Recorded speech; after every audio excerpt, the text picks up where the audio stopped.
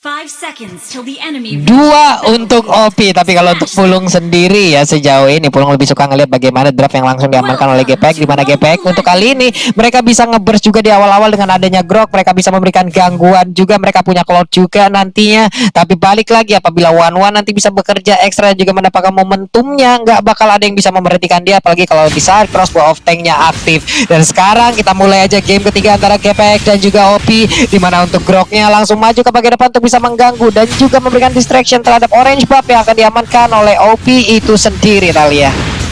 Ia mencoba untuk mengganggu dan lihat bagaimana dari Fredo Kitty udah cukup sekarat dicicil oleh pemain dari OP. Begitu pula dengan ada Ercan, dia nggak mau ngasih Fredo untuk recall dengan mudahnya, nge-buying time, dikejar bahkan mencoba untuk mencicil ke arah seorang Fredo Kitty. Ercan bermain sangat agresif banget karena mereka pede, mereka punya Selena, mereka tahu early pressure-nya ini lebih dipegang di tangan teman-teman dari OP. Begitu pula dengan ada Watt di sisi top lane, coba untuk di pressure 2 lawan 1. Ercan-nya selalu rotasi kali ini Pak Pulung. Yap, tentara Watt di bagian atas sana menghadapi 2 orang sekaligus. Untuk shield turretnya juga udah mulai terkikis sedikit, mencoba untuk mengamankan Art of Tiberia. Tapi tadi itu sepertinya berhasil untuk tetap mempertahankan dari stack yang dimiliki. Sementara Linasmi mulai maju ke bagian depan, ada Isansin yang dia ganggu. Fredo Kitty pun di bagian belakang kembali hadir. Power of Nethernya dikeluarkan, tapi mundur lagi. Ada Ercan yang akan langsung membawa barikade, tapi ada barrier langsung dikeluarkan begitu aja, dikejar bisa-bisa. Rafaelanya, kau mau kemana? Masih selamat. Ada Fazisten udah level 4, siapapun akan langsung bisa ditendang perutnya oleh Fazisten ini sendiri. Nggak ada lagi Cyclone, tapi ada yang Fury-nya langsung aja membuat sebuah hentakan di dalam tanah. Dan juga udah ada satu yang apakah langsung ke arah satu orang Grok. Sementara itu 2 player ataupun 1 sama untuk skor dari masing-masing tim ini, dimana 2 player tadi menjadi korban untuk di awal-awal, Talia.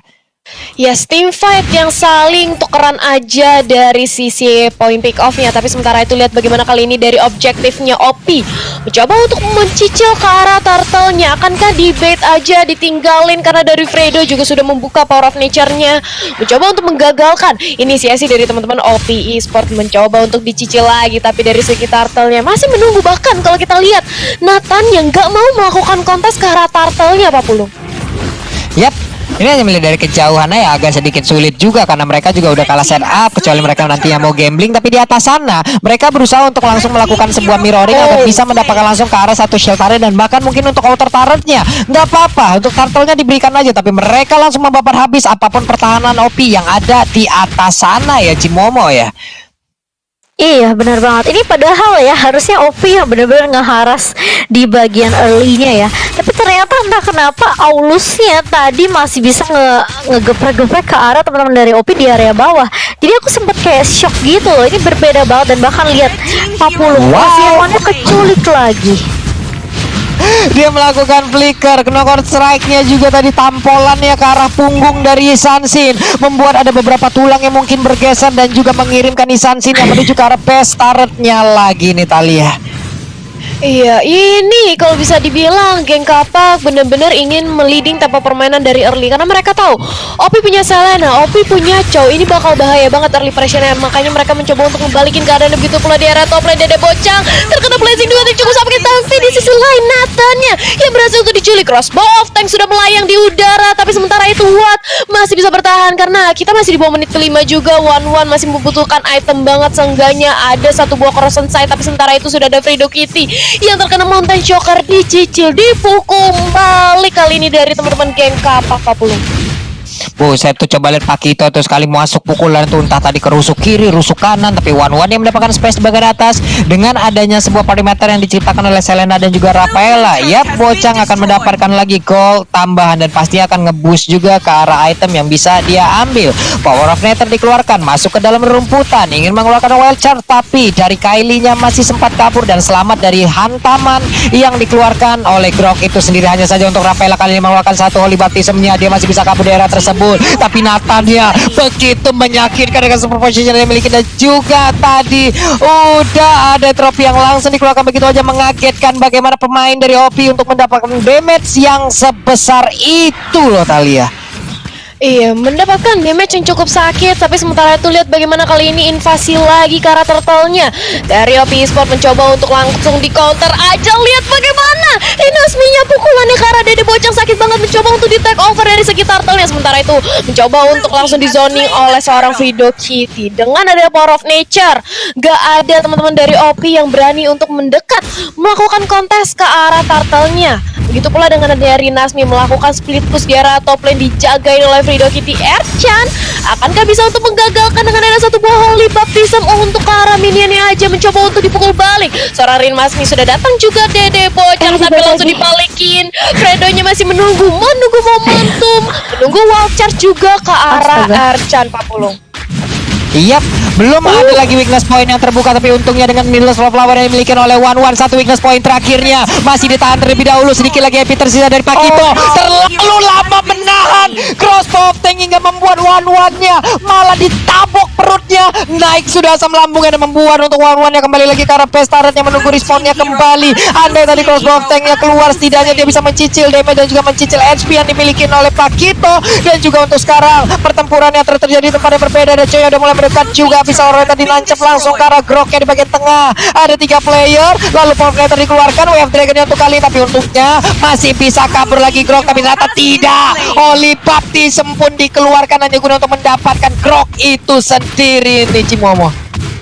Iya, kalau kita ngeliat tadi sebenarnya sayang banget ada Dede Bocang kalau itu benar-benar timingnya pas, dia masih bisa survive, tapi ternyata lihat di area mid pun memang sebenarnya ini yang menakutkan dari Grok ya. Dia bisa benar-benar ngeharas dari awal sampai mungkin bisa dibilang kayak 7 menit team fight pertama gitu loh. Tapi kalau dia misalnya nggak punya power of nature, tentunya dia nggak bisa nggak punya purify gratis tentunya, dan itu yang membuat dia bisa aja ketangkep sama Sisi dan bahkan the wave trigger yang dimiliki sama seorang Fazisten. Kali ini OP mereka ngasih pressure dengan ada satu turret yang dicolong tadi di area bawah dari seorang Ozianwan sendiri, karena mereka tahu untuk team fight 5 lawan 5 kemungkinan menangnya dari OP ini agak sedikit sulit karena mereka belum memiliki damage yang cukup dari Ozianwan. Dede Bocang pun harus cari weakness point, sementara di sisi lain Fredo Kitty masih benar-benar kasih pressure terus-menerus Papua. Jadi mereka harus benar-benar sabar banget nih dari OP.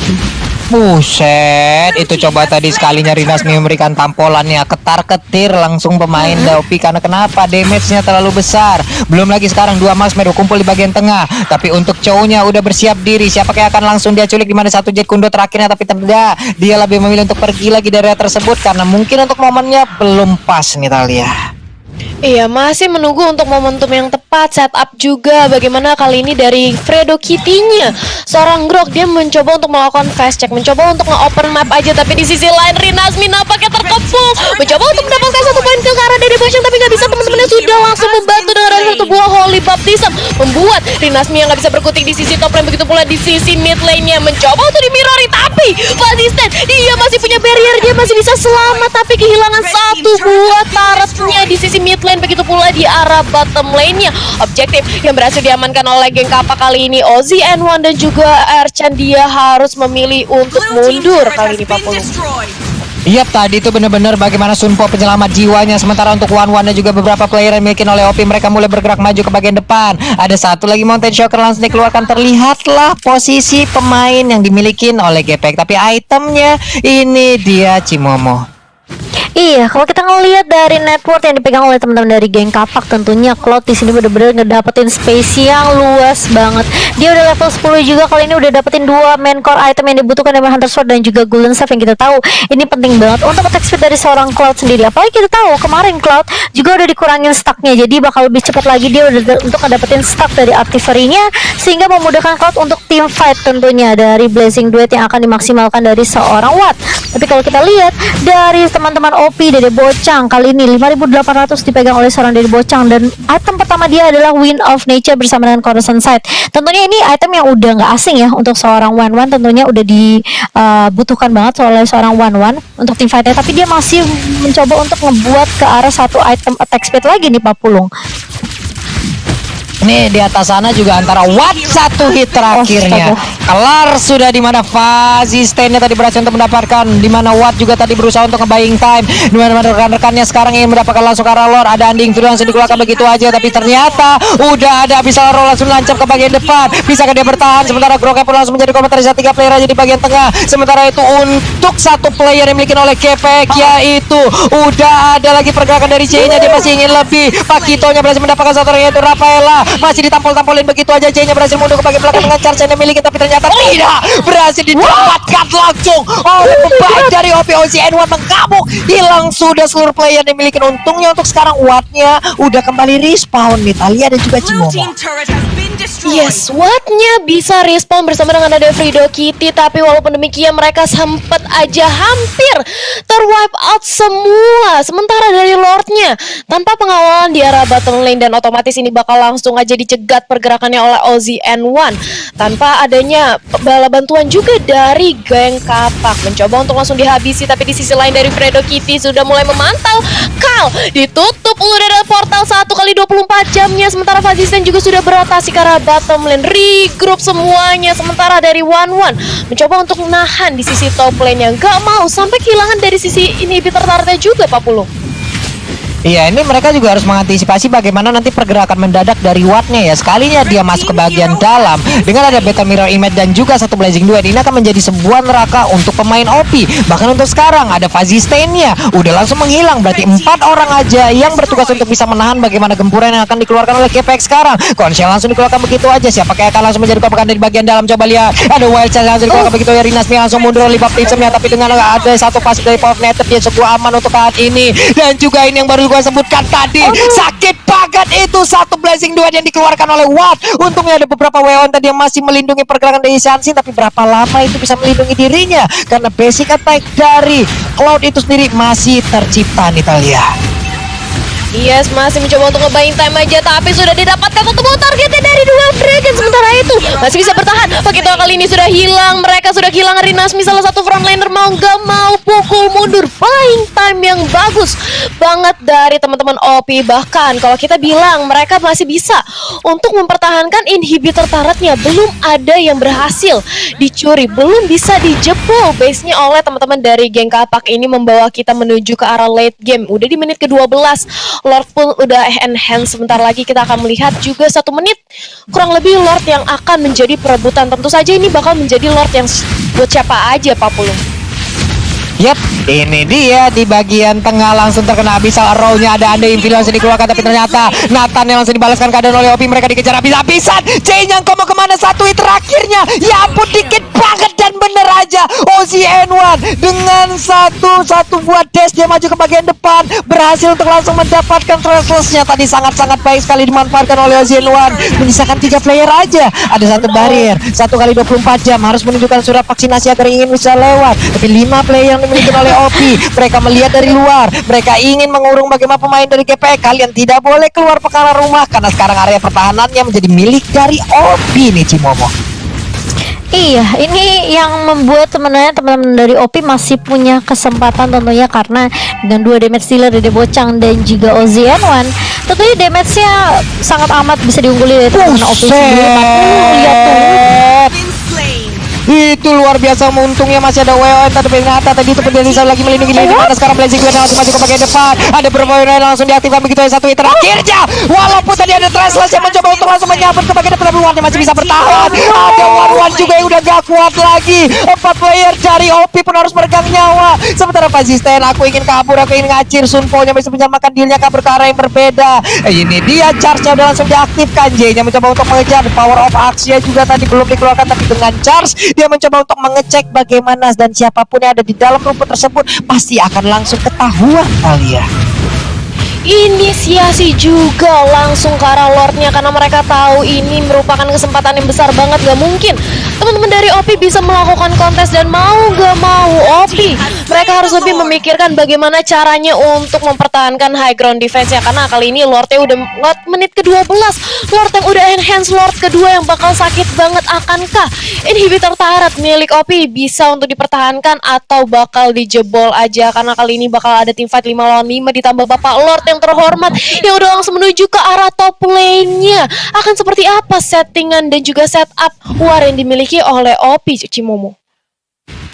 iya, ini sulit sih menurut aku, karena OP mereka benar-benar harus manfaatin sisi yang dimiliki dari Fazisten atau mungkin dari Kyle untuk nge-stop pergerakan dari si Awat nih. Kalau misalnya Awatnya yang nggak terkena sisi atau nggak di knock up, ini berarti free banget Awatnya masuk dengan Blazing Duet, tak pulung. Been destroyed. Oke, Undying Fury tadi udah dikeluarkan, The Power of Electra dan juga charge-nya udah langsung dikeluarkan oleh baptismnya. Tapi untuk kali ini untuk Pestaretnya mereka masih bisa bertahan. Akankah mereka sudah membakar karena sekarang Insansia menjadi korban Rafaelanya langsung, dan sementara Pestaretnya pun menjadi sebuah kehancuran untuk OP itu sendiri. Dan ini dia game penutup kita di babak regular season MDLI di season yang keempat, di mana King Kapak berhasil mendapatkan kemenangan 2-1 dari OP Esports. Wow.